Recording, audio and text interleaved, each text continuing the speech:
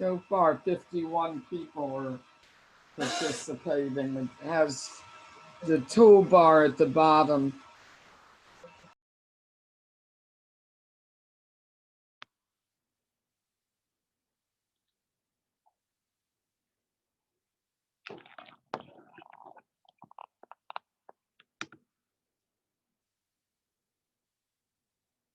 Morning, Mike.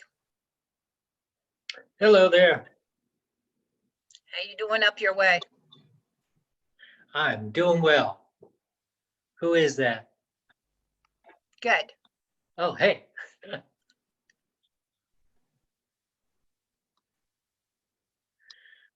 What virtual background do you have this morning? That's my lake. Oh, wow. Yeah. I like it. You need to try to help sell my property. Hey, It's there on you go. market. Yeah.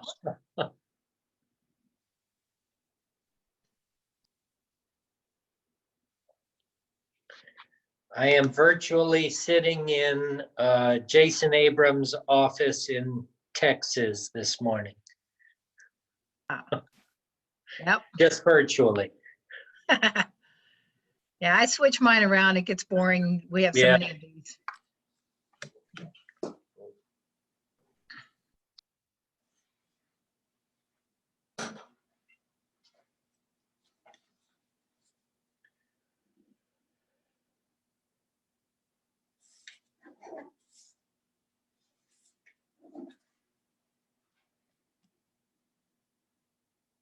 Good morning, everyone. Hello, Bo. Good morning. Morning. Morning, Bo. Morning. Good morning. Mike, if you don't, Lon and Kiana, if you can share the screen back to me, and then if we can just test everybody's audio for Mike and our panelists. So Mike, can you just come in? Happy Good Friday. All right, happy Good Friday to you too. Nicole? You have Nicole? You do. I was just on mute. Hi. Hi, Nicole. We got Mike. Hello. And we got Mary. Hello. Hey. All right, look at that. Look at that great crew. Okay, so welcome everybody. Excited to have you all this morning. And we are going to get going here in just a second.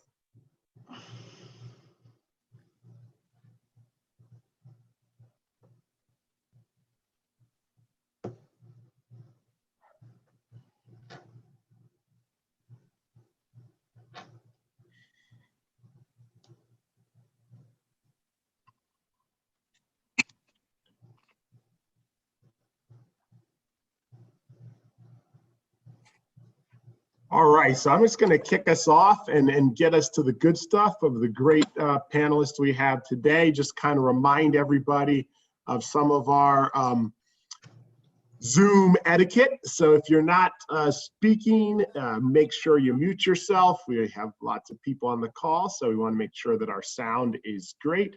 We will have some opportunity to really use the chat feature as we get going. Mike will be looking at the chat feature and looking for your questions and ideas that are coming in. So if you have a question while one of the panelists is speaking, please feel free to pop it in the chat box. And we may make a little bit of time at the end if we have for questions, but please make sure you use the chat feature to ask your questions. We got a great lineup today, so I'm gonna move pretty quickly through what we have, but thank you to our amazing guests today, Mike Unruh, Nicole Knoll, and Mary Maurer, for sharing their perspective and insights and knowledge with us. And thank you, Mike Coffey, for agreeing to moderate the great panel today. I wanted to move really quickly just through a quick update. Thought it's helpful, some data that we've been monitoring on an ongoing basis just to share with everyone, since kind of the point of these calls was to be a resource to agents during this time. So just really quickly, as of this morning, 466,299 cases of COVID-19 in the United States, 16,693 deaths, all 45 jurisdictions. So all 50 states, as well as DC, Puerto Rico, Guam, and the Northern Mauritian Islands and the Virgin Islands have reported cases.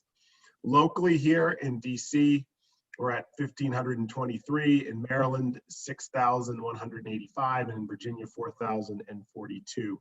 Those numbers, especially locally, have been increasing rapidly recently, and most of the modeling that we're seeing from our scientists predicts that the spike, especially in the DMV area here in Northern Virginia and in DC and Maryland, will be specifically intense in the next few coming days. More globally, what impacts that having on our industry, right? There's 41 states that currently have statewide stay-at-home orders, and I guess 9 governors that are just out to lunch. This is historically our spring season, and this is when, you know, as everybody here knows, this is our time. This is the time we usually make hay while the sun's shining, and this is the most active time in the residential real estate market. You know, generally the second quarter represents almost 30% of the sales annually. And everything we're seeing, I won't go into all this detail, but everything we're seeing shows that the leading indicators, so home sales are down 30% in the last week, prior week.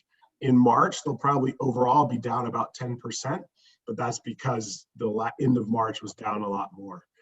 While there's still lots of activity going on, mortgage purchase applications are down 24% over this time last year. And if you look at the stats from Bright, the one I pull your attention to is the new pending. So while we're still seeing stuff come on the market, we're still seeing homes sell, and we want to be focused on that because that's what this is all about, being part of those, helping people with those homes that actually sell. We're also seeing the number of pending new contracts drop by about 30%. So this number, this 30% number, is sort of from last week about the number that we're dealing with, and we're really paying a lot of attention to that, to monitor that over time to see what happens as we move forward. So I think there's just a question of, do we see a deep dive and then a quick comeback? Or is this something that's a little more prolonged? That we won't know, but we can keep sort of monitoring what's going on in these pendings as we move forward. So that's just a little bit of data for you to kick off the call. I wanted to quickly just draw everybody's attention to the SBA CARES Act that passed 2 Fridays ago. The paycheck, the PPP program, as part of that, is something that you can apply to. The first segment that started last Friday, you could apply to as a small business. So if you have your team set up as an LLC and you actually have employees that you pay payroll to, that would be something you could apply to under the PPP program. Starting this Friday, today, it's opening itself up to independent contractors and to some proprietors, so that there's an opportunity for people to work with that. The EDIL loan is available to small businesses. Again, if you're incorporated as an LLC, you could apply for that, and it includes this $10,000 sort of advance. It's kind of a grant. There are SBA bridge loans, and if you currently already have an SBA loan, there's relief for that. So just wanted to keep that in front of everyone. We've been working closely with the Virginia State Unemployment Commission to ensure that realtors are included in state unemployment benefits. And so right now, part-time and self-employed workers, contractors and gig workers are eligible for the supplemental $600 a week as part of unemployment benefits.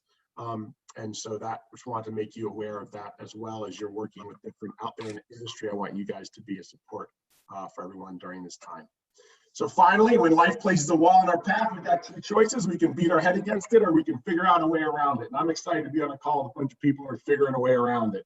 And ultimately, I think one of the greatest opportunities that we have in this time is that when sustainability is viewed as being a matter of survival for your business, it brings into focus so many different things. It says, I believe you can create massive change. And so today, when outside forces and things that are happening to us cause us to have to really think about the survival and success of our business, it brings a level of clarity and a level of focus that if we can harness, we can use to really create massive change in our business. And in many ways, move from survival, right, from surviving through a process of reinvention that allows us to thrive. Simon Sinek said the other day that, you know, we need to not be focused just on survival. We got to be focused on reinvention.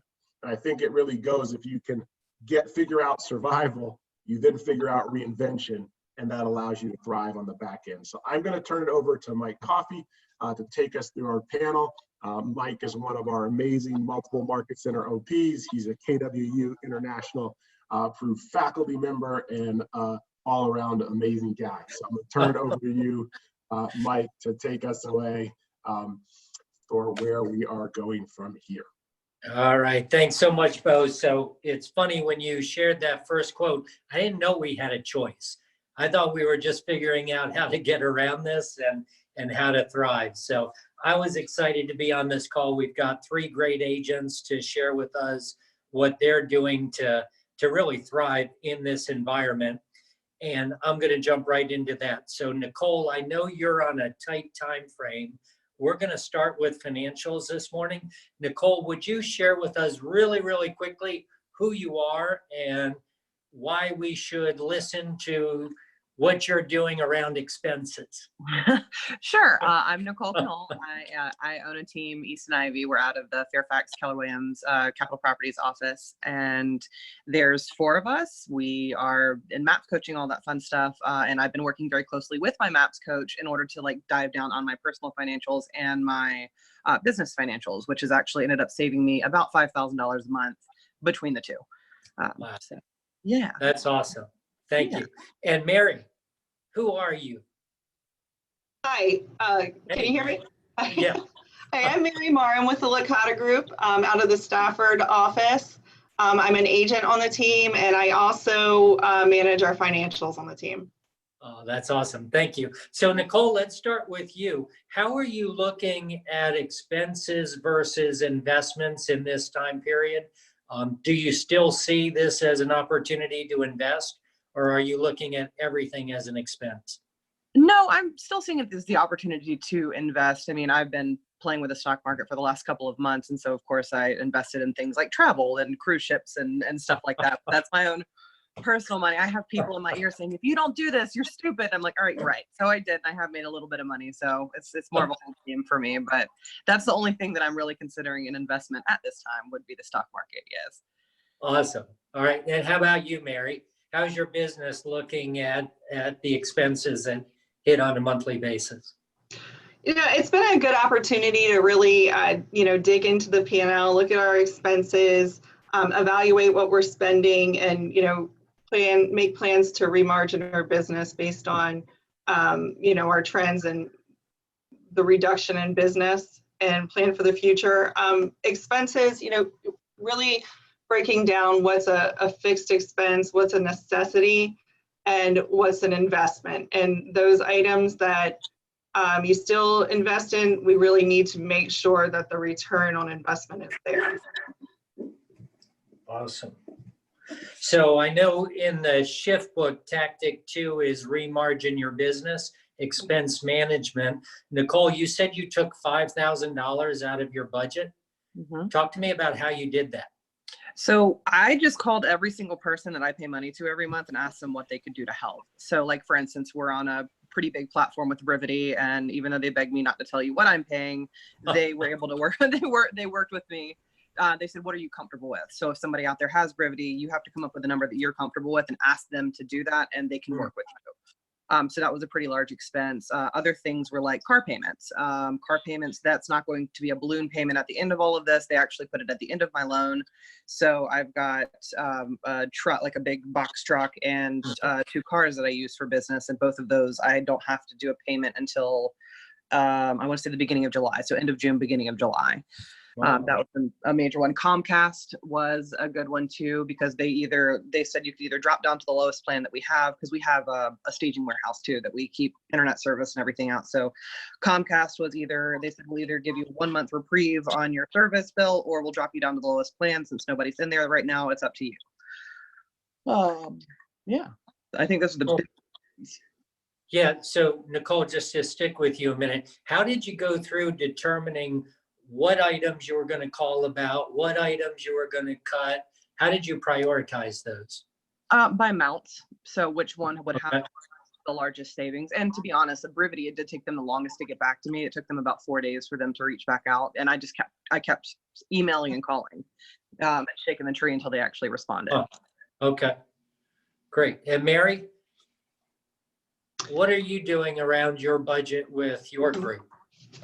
Well, the first thing, I think when the market's strong and we're making plenty of money, a lot of people don't pay attention to the little expenses that add up. So, the first thing was just looking through and seeing what was really, really an unnecessary expense, or if there was anything that was, not being used. I think both in the business sense and also in my personal budget, if you look at all of those subscriptions, all of those things that you've subscribed to that sound like a really good idea and not that much money, and then you realize that you're not using them at all, just cutting those things out immediately. I know other people have said this before, but there were so many little ones that I just took that credit card that I put them all on, and I canceled the card and requested a new one, so that now every month, all of those that come through, they have to call me and say, hey, your card didn't go through, and it really forces you to evaluate whether it's something that you want to keep or not. And there were a lot of things that were just really easy to eliminate in that way. And then even the things that are necessities that you have to have, like we rent a separate office space. We have to pay our rent, but like Nicole said, just calling and asking. I mean, everybody's in this together. Everyone's facing some financial struggles right now, and most companies would rather, give you something at a discounted rate than have you cancel it altogether. So from your largest expense, our rent, all the way down to some of the services that we use, some technology tools, almost everyone has been willing to work with us in one way or another. Some people are, going to get back to us, like Nicole said, with they have Brevity. We use Boomtown, and they've given us a break over the next couple of months. And I think since the situation is still evolving, that's not just a one-time phone call, like what can you do for us? And if they don't break it, if they don't give you a discount or waive a couple of months for you, the longer this goes on, we're going to have to keep having those conversations and looking, watching our budget, watching our money every day and seeing where it's going. And as, the situation continues to evolve, to continue to do that. Yeah, awesome. So Nicole, it sounds like you started with a certain projection over around where you saw revenue going for the next few months.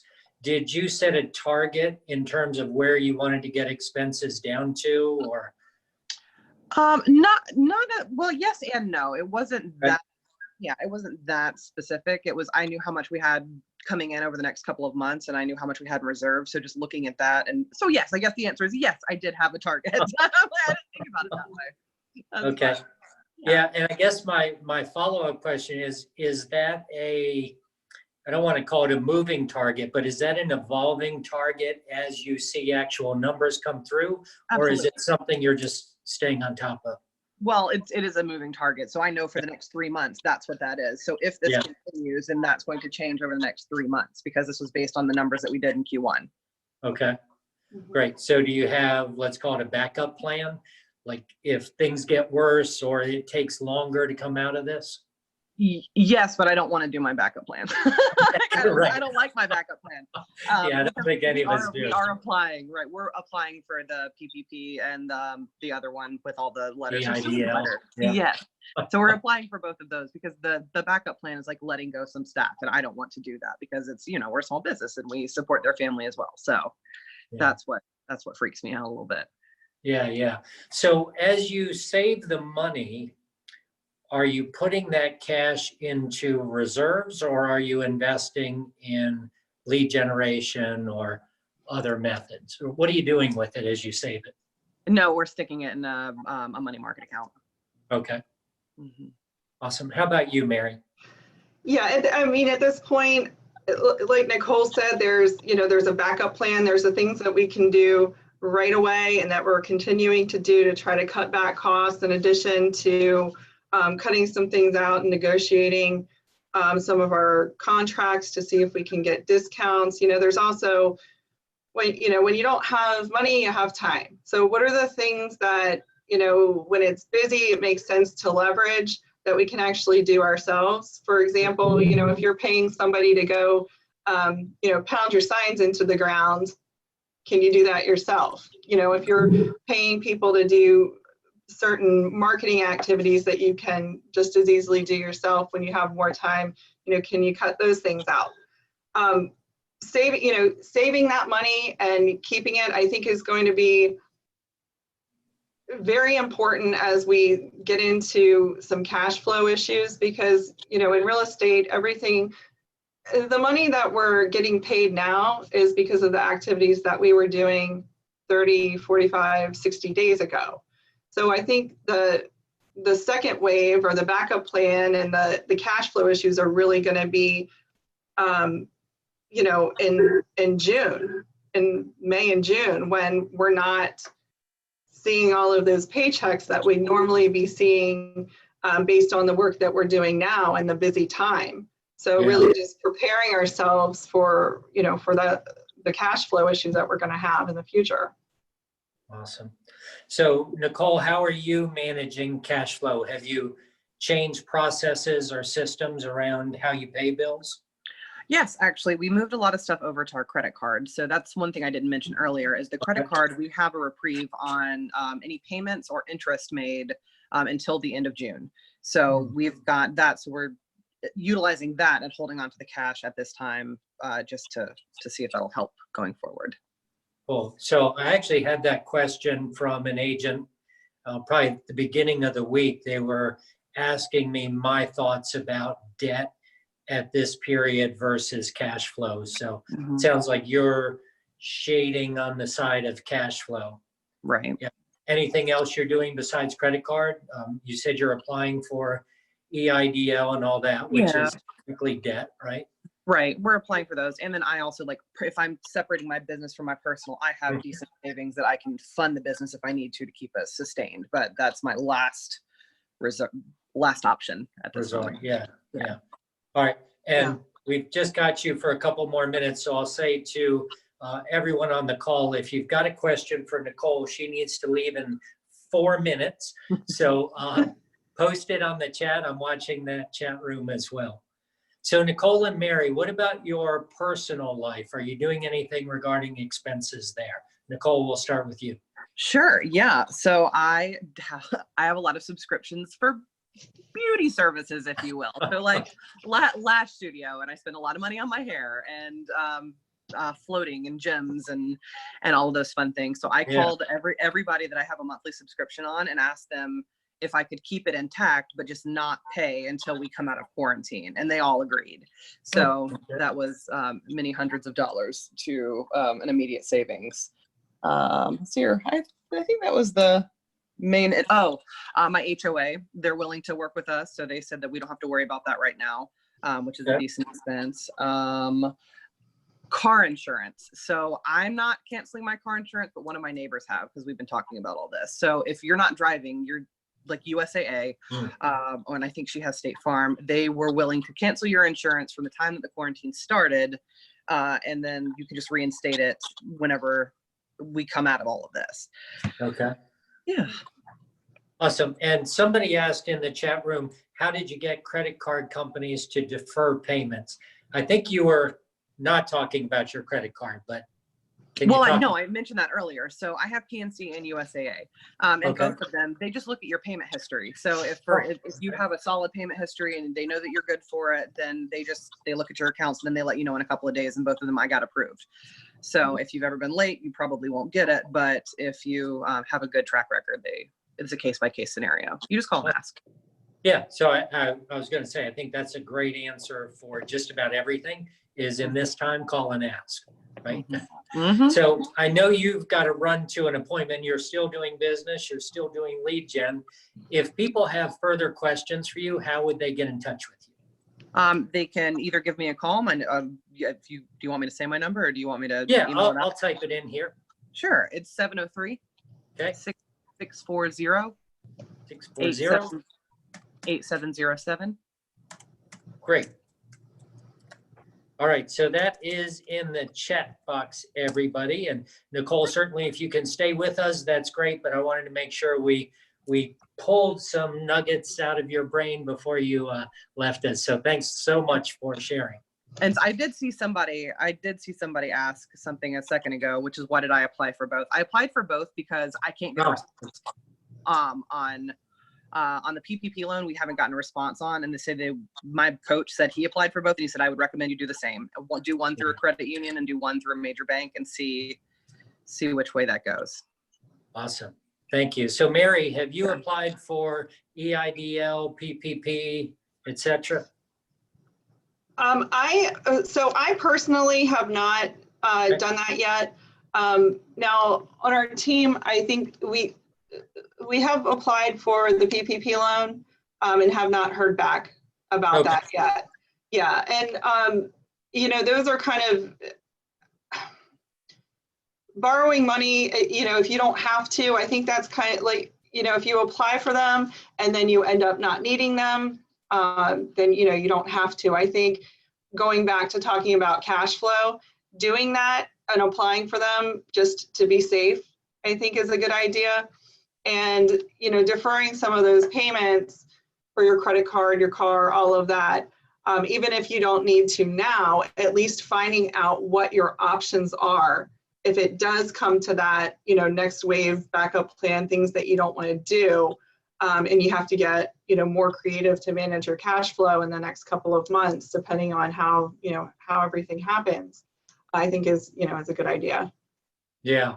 So, and I think Nicole was alluding to that also, like, go ahead and apply. And quite frankly, I've applied at multiple banks. Like, I hate to bog down the system, but on the other hand, the system's already bogged down and you don't know which bank is going to open up funds. Right. Right. So, and like you said, you don't have to take it, but it'd be nice to have that as an option. Yeah. Safety net. Sure. So how are you or your team using debt, or are you using debt in this time? How are you looking at cash versus debt? What Nicole said, I think makes a lot of sense, switching some things to credit cards, just to help with that cash flow if you need to. I don't personally usually run a lot of debt, but also just thinking about those things that you can use a credit card, and then if you can pay it off, great. And if not, again, it's about, having that safety net and knowing what your options are over the next couple of months when you need, if you need to access it. Yeah, awesome. So anything else that you want to share around expenses or cash flow, what you're doing on your team?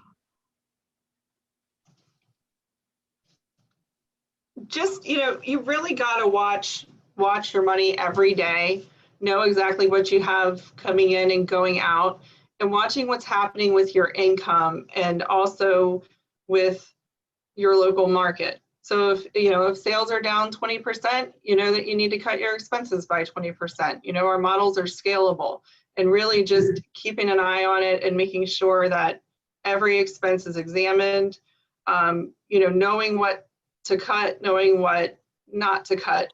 For example, I mentioned before, what things can you do yourself, but you also want to, you don't want to cut things like I would go and install my own signs if I was paying someone to do that, but I wouldn't go take my own pictures for a listing on my phone, because that's going to hurt.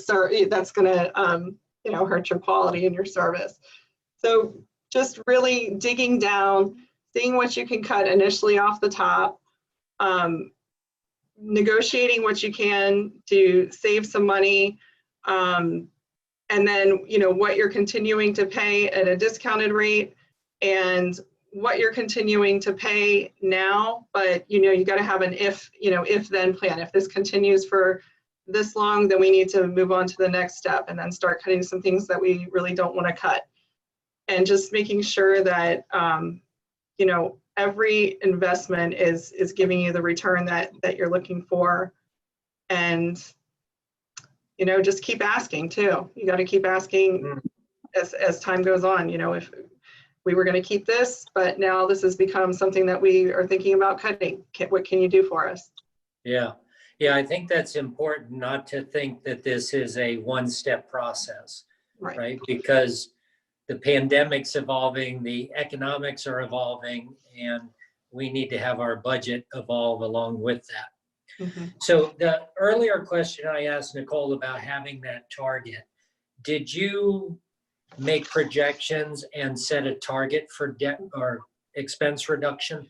Yeah, our initial target was 20% to Okay. cut our expenses by 20%.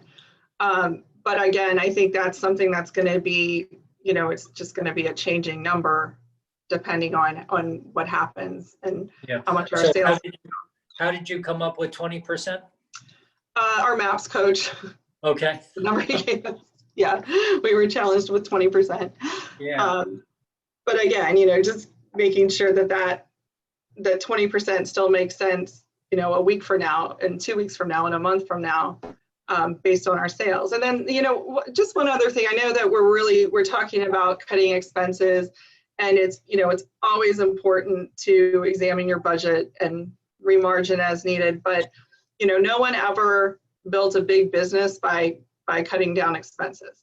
You got to keep, you know, also keep in mind that there are still people out there who have real estate needs. There is business out there. Is it, you know, harder to get right now? Maybe so, but you can't take, you know, focus too much on your expenses and lose sight of, you know, generating as much revenue as you can. Yeah. So that's actually a really good segue, because I was going to ask, are you sharing this advice with clients? With clients. You know, are you taking this expense cutting idea and going out and having conversations with people? I think that's more of a case by case, depending on the client. Of course, we do always want to be a resource for them and be able to put them in touch with the, you know, the correct expert when it comes, you know, people are still asking, did I still think about refinancing? I can't answer that question all the time because it changes from, you know, from day to day. Even some lenders have said from hour to hour. So, you know, knowing the correct people to put them in touch with who can help them with those kind of things. If it's, you know, related to taxes, making sure I have a tax expert that I can refer them to. So really just, you know, being a resource, but, you know, I'm hesitant to give too much advice to clients about spending their money if I'm not an expert in that area. Yeah, yeah. So Nicole, I know you're on the road. Are you still able to talk a little bit? And don't crash. Well, we'll see if she can. There she is. Okay, wait, how do I do this? Oh, no. You're good. You can hear me? Yeah, I can hear you. Oh, perfect. Yeah, no, I can talk, sure. Awesome. So are you having any conversations with your clients or your sphere of influence around expense management, around financials in this time? Actually, yes. So my accountant has gotten a lot of business from my past clients who call to ask questions, and refis are the biggest questions right now, especially with VA, with the rates being so low and all that. So yeah, it's constant questions. I think when all the rates dropped so low, we referred over about 35 people for refinances to my lender. So yeah. That's awesome. So that's an opportunity both to connect with your sphere and to provide value, right? Based on the experience. Absolutely. Going through. And just on those conversations alone, we ended up getting, I want to say close to like 7 referrals, not for like immediate, but over the next year, which was great. That's awesome. All right. So what are the 2 or 3 things that you would share with an agent right now regarding expense management? What are the top priorities?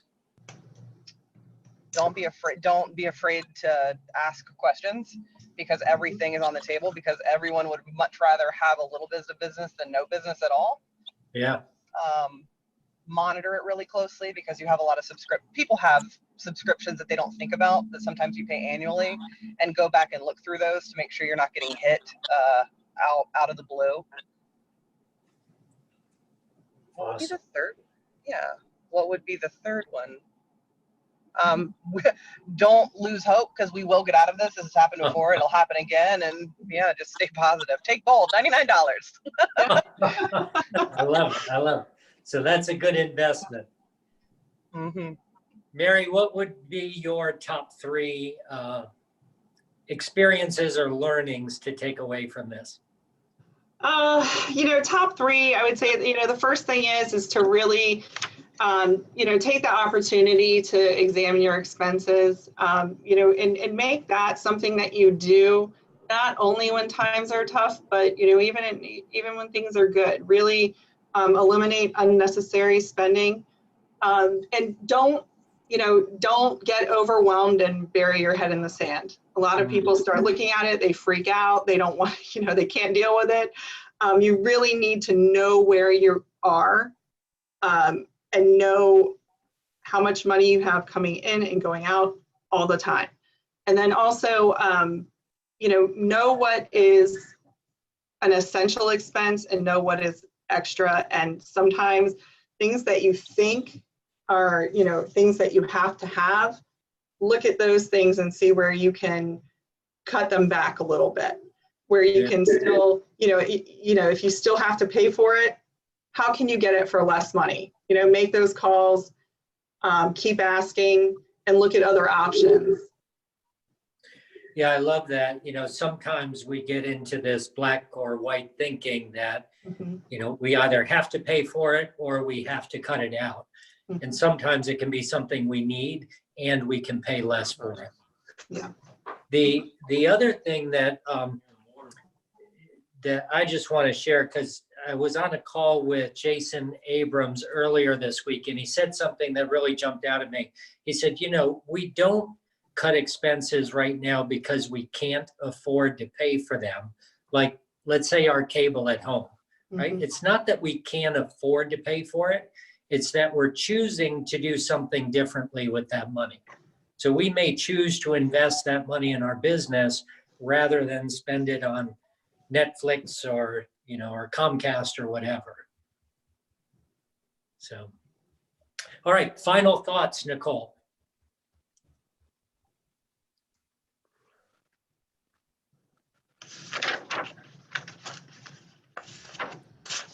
Share a final thought, Nicole. Oh, you're still on mute. All right, so I'm going to come back to you in 1 second. Mary, what's your final thought to give people hope in this period? To give people hope in this period, that before all of these things that we've talked about, the first step in the shift is getting your mindset right.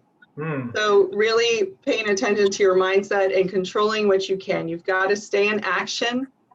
And, that's really the only thing that you can control is your own mindset and your own actions. Awesome. Thank you. Nicole, you're off mute. Perfect. So the idea is to give people hope, right?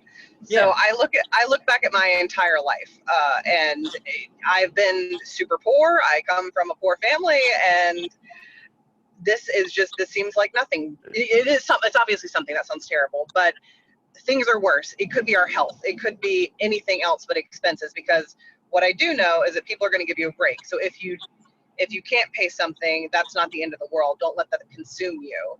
We will get out of this. We will get through it one way or another. Awesome. I love that. And what I also love is, like, with our company, we can stand on the shoulders of giants, right? So people have lived before us. And in fact, there's a whole book on this, right? So this is the shift book. And tactic 2 is remargining your business, right? So we're talking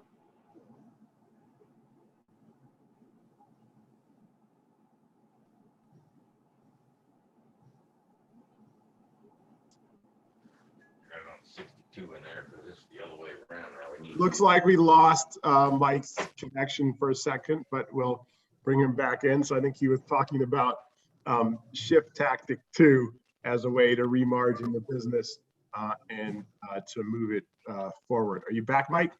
I think I'm back. All right. Okay, sorry about that. All right, so I do want to shift. We've also got Mike online to talk about safeguarding transactions. Mike, are you with us? Can you unmute? Unmuted. Can you hear me? Now I can hear you, yeah. Hi, Mike. No? Mike? Yeah. Yeah, we can hear you, Mike. Go ahead. There you go. Which Mike? You. Okay. Tell us a little bit about yourself.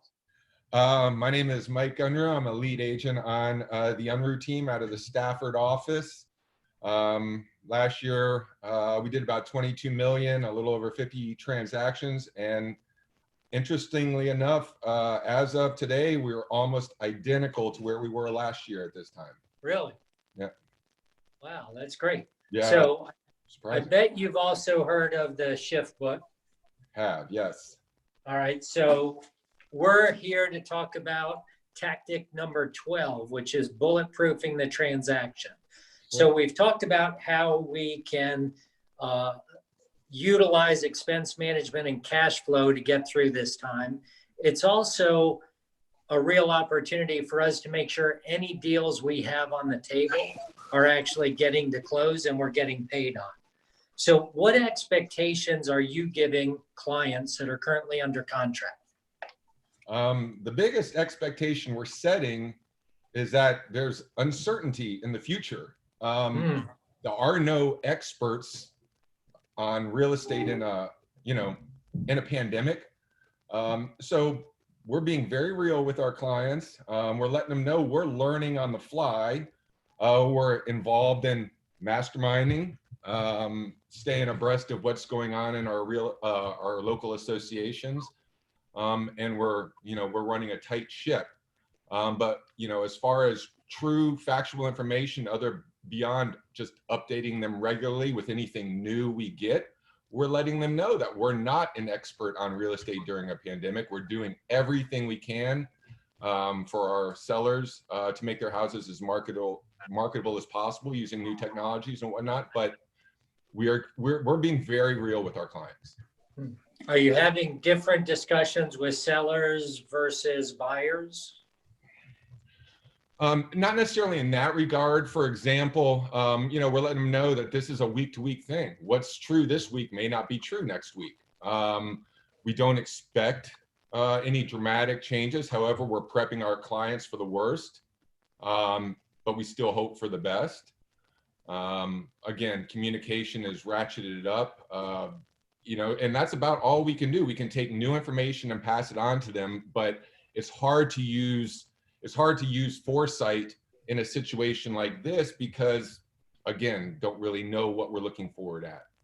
Yeah. So what communication are you having with agents on the other side of the deal? Well, the first thing we're doing, which has actually been extremely helpful to our clients, again, pitting our own clients these, but we're vetting showings. Our clients, we want to know, is this agent coming through there and doing a Facebook Live or Zoom call, or are there going to be live, clients with them? How many people are going to be in the home? Our clients would prefer it's just decision makers go through the home as opposed to bringing kids or, extra family or friends or, a third set of eyes. We just want the principals in the home. Yeah. We're also asking them if they've watched the online marketing we have. We'd like them to pre-vet the listing prior to going over there and make sure this is one that they're interested in seeing. And we're also doing that with our buyer clients. Our buyers, we're seeing what information agents have out there that's available for our clients to kind of preview, hopefully Matterport or something along those lines. What about for deals that are under contract? Are you having more or different conversations with the co-op agents? You were definitely having more. Okay. I wouldn't say necessarily, different in the sense that, hey, if you see anything on the horizon, you let me know and we do the same. We do a lot more listings than we do buyers. So it is more of a follow-up with those buyer agents, making sure everything is still going smoothly on their side. Obviously speaking to the lender as well, just to make sure that's good. But job certainty, when they're actually going to move, do they have an open window to move now, or are they shut down until X time? I mean, there's all these new questions that go into helping your client make the best decision for themselves right now. Yeah. So how are the people on the other end of the phone receiving those questions? As far as are you talking about the other agents? The other agent, right? Like some of those questions are unusual. Very right, much so. in a normal world. Yeah, you're absolutely right. You know, the interesting thing is, you know, much like Keller Williams Capital Properties and Keller Williams as a region and Keller Williams as a whole, like this brought us closer together with the family, with our own office, but honestly on a much broader scale. So I think when you're going through a transaction with another agent, you also have that camaraderie, or we have that camaraderie with the agents we're in transactions with. So you're almost like you're in this together, even though you represent your own personal client. You are working hand in hand with that other agent as a team to get both your clients to the finish line. And we found very good cooperation, people willing to tell us what we need to know in order to appease our client, and maybe jump through an extra hoop or two. But we found every co-op agent that we're in a transaction with more than willing to work with us with everything we need, and, you know, vice versa. I love that. Mhm. So, you know, it reminds me of Bo's hashtag Stronger Together. Absolutely. Right? It's not just your office or your region, but it's our industry as a whole. Right. Yeah. Yeah. And you know, it's all about reality. You know, we're keeping our clients grounded in the reality of what this is. And a lot of the reality is the uncertainty.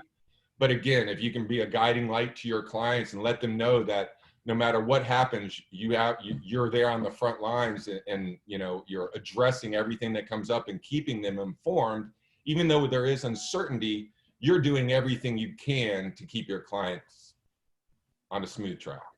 Yeah. So a couple of questions have come up in the chat box. Are your sellers looking to cut your commission in this time? Are you seeing any pressure on commissions? None whatsoever. Awesome. Yeah, and I think a lot of that has to do with is how much we do upfront, right off the bat. It seems like, well, it doesn't seem like, there is a lot more that goes into a transaction now than, you know, maybe 3 months ago, with all the preparation of getting it ready online. If you weren't doing Matterport or walkthrough videos, you're doing that now. You know, you're getting booties and gloves in those listings, making sure your buyers have access to that stuff. So there's a lot more that seems like it goes into it. So each transaction is taking longer, it seems like, and a lot more work, but we're still not having trouble getting to the finish line yet. Okay, cool. So speaking of taking longer, have you had any success moving settlements up or bringing settlements forward? You know, one thing I was going to say this in the end, but it really ties into what your question right there. We're utilizing rent back agreements and post-settlement and pre-settlement occupancy agreements often. We have 5 deals in our pipeline right now, and 3 of them have either a post-settlement or a pre-settlement occupancy agreement. And that's actually becoming a really good tool for us because it helps cover that unknown area of time. We do a lot of military, and as many of you know, the military has, you know, they're shut down from moving right now. And who knows if that's going to open up full steam when it opens up, or if it's going to be somewhat limited.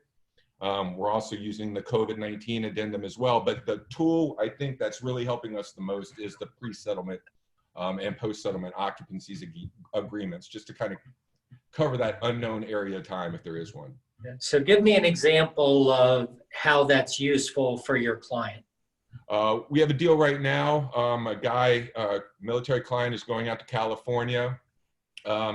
They're shut down from moving. He's supposed to go July 1. And we have a contract on that home now from another military guy who is also, obviously, his move is shut down. So we had an offer come in with a settlement date of mid-July. And I mean, no one wants a settlement date that far out there, right? Yeah. So as opposed to go with a settlement date that far out there, we obviously moved it up 40 days away. And then just added the post-settlement occupancy agreement to get us to that July timeframe. Obviously, that creates a much better situation for our client because they're settled and done, and they don't have to worry about it.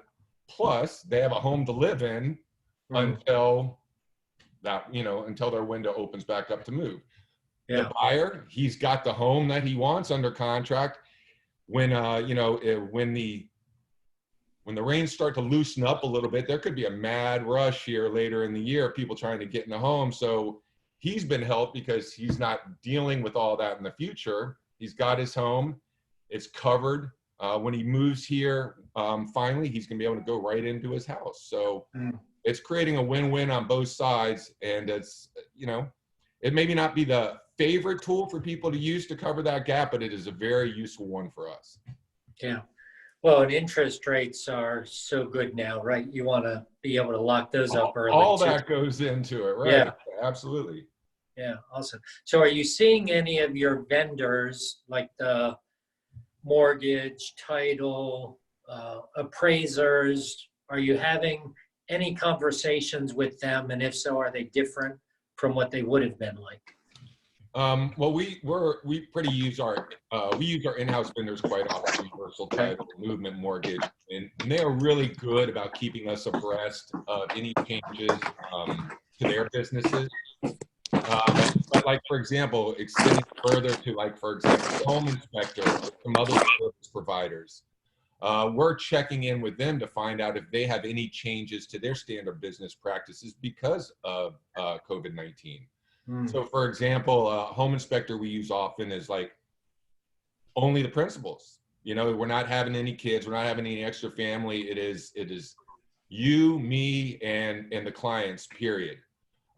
So we're just making sure that any service provider who has a change to their business, we're making sure we accommodate them, and letting our clients know. Beyond that, it's been business as usual. Granted, maybe a little bit different twist or turn, but we're not having any service providers really have any difficulty giving us a service that we're used to. Okay. Sure. So I know I've heard from lenders and appraisals taking longer during this time frame. Are you seeing offers come in with longer closing dates, or are you experiencing any change with that? I mean, I wish I had something more interesting to say, but no, we're not. No? Okay. We're running the same time frames. We haven't noticed any delays to any specific area of the market. Our appraisals seem to be going off in a standard time frame. We haven't had any delays regarding a lender yet. There might be a few more hoops to jump through, but no delays yet. In fact, we haven't honestly, other than maybe spending a little bit more for marketing and in-home showings being down a little bit, there really hasn't been a huge negative toll on our business because of the pandemic. We're doing things a little bit differently, and we're doing more things, and safety and hygiene and all those stuff that we're supposed to do. But if we're talking about true nuts and bolts business, we really haven't noticed a dip in the numbers. We really haven't noticed a dip in really any of the really important things yet. Okay, great. So when you look at Tactic 12 and bulletproofing the transaction, what advice would you give the agents that are listening right now? Do your homework up front. Do front load with setting realistic expectations, preparing your clients for things that you're not sure are to come, because again, we've never been through this before. But communication. Try to answer questions before your clients ask them. Do anything you can to make them feel comfortable. Prepping the home for getting it on the market, you're probably going to be spending a little bit more on the internet and using technology to market a home. Follow up, communicate, keep expectations in check and very, very realistic and grounded in the reality of today. Things may take a little bit more time, but like I said, we really haven't had anything take much more time. But again, the tools are out there, I think, to bridge this gap. One interesting story, I just passed me a note, I forgot to mention is, so one challenge we had was, we had a home inspection. We were at just a couple weeks ago, or a week ago actually. And in the scuttle to get into the attic was in the master bedroom closet, walk-in closet, and there was all sorts of stuff in there. So we had permission to take the stuff out of the closet so the home inspector could get to the scuttle in the attic. Well, emptied everything out of the closet. Home inspector went up into the attic, did his thing, you know, put everything back and left. And then after the home inspection was done, our agent got a picture and a frantic call from the buyer or the seller's agent. And our home inspector, prior to going up into the attic, took off his shoe covers and just happened to drop them on the bed of the sellers. Oh, no. And forgot about them. Yeah, so of all things, so we take this frantic call, you know, of all, it could have been on the floor, it could have been anywhere else, but it was on their bed, you know? Bottom line is, yeah, they weren't happy, and we completely understood. I mean, it was an innocent accident. We've used this home inspector for 15 years, a great guy, just one of those things that comes up. Yeah. So the bottom line is to keep them in check and make them feel happy. You know, we're paying to have their house essentially sterilized, $500 to have someone go through and do whatever cleaning they can. So that's something that came up now that probably wouldn't have been such a big deal a couple months ago. Yeah. But again, there's generally workarounds for everything, and that's just happens to be one of them. Well, and I think it just highlights the fact that right now you do whatever it takes to keep those deals happening, right? Move them up where you can, but just make sure they're solid. If it's in the pipeline, do everything you can to hang on to it for sure. You don't want to lose one now because, again, it's not like they're beating down our door hand over fist right now. That may come in a few months, but right now, you do everything you can to get those deals to close for sure. Yeah. Awesome. So before I flip it back to Bo, any last thoughts or words of advice? Stay positive. I mean, again, prepare for the worst, but you know, stay positive. There's really a few more hoops to jump through.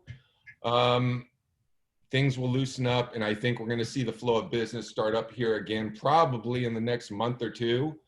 And just keep your clients' real expectations in check. Just set realistic expectations and be honest with them. They don't expect you to be an expert on a pandemic, right? So don't be.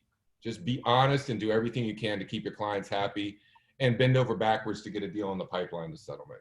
I think, you know, do more of the same, and that's all we're doing. So awesome.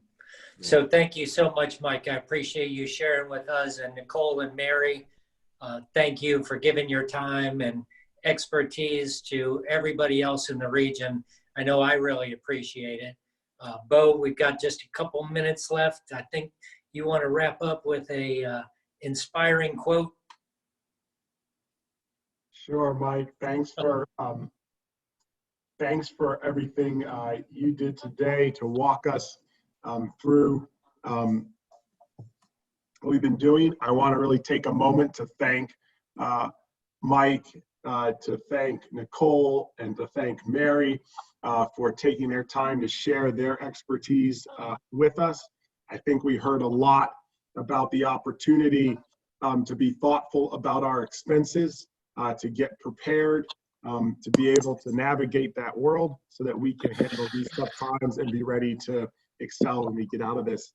And then we heard from Mike all the work that's going on to make sure deals stay together and get done, and using the creativity and ingenuity to make sure that we're helping people during this time. I just want to remind everybody that as we go through this time, I had a conversation with our team yesterday about what it meant to make cuts and to have less. And I think Nicole brought this up in her conversation, and I know I've heard this from Mike and Mariah a lot, that there was a time in many of our lives where we had a lot less. Many of you are operating with a lot more stuff than you had at some point in your life. And if you think back, we had a group on our team, they were thinking back, a couple, they were talking about, you know, when they first got married and they had nothing and they were in their little apartment, but they had so much fun. So I want you guys to remember that our happiness, our mindset, our engagement is not necessarily just a factor of what we have. And that if we can remember that we many times in our life when we live with a lot less, we can do that. We can make sure that we make it through this time effectively with less, but still focused on the positive, still helping people, still making things happen, using the creativity. I know one of the most amazing thing about realtors, about us as independent contractors, is we're some of the most resourceful and ingenuitive people that are there. And we're using that resourcefulness and that creativity to help our communities and to serve our clients during this time. And my hope for you is that during this time, you can just acknowledge that the good you already have in your life is the foundation for all abundance. And that as you're going through these difficult times and dealing with things that are challenges, you take time to acknowledge and remember the good that exists in all this and the opportunity we have to serve in this. And you remember that fundamentally we're all stronger together. So I thank you all for coming together, for sharing with one another, for sharing your expertise, for sharing your experiences. We welcome you to join us again next Friday for the next in our series of the Pandemic Playbook as you guys move forward. And thanks to everyone for being with us today. And thank you, Mike, for leading us through the conversation. And thank you, Mike, Nicole, and Mary for sharing with us. Everyone have a great day.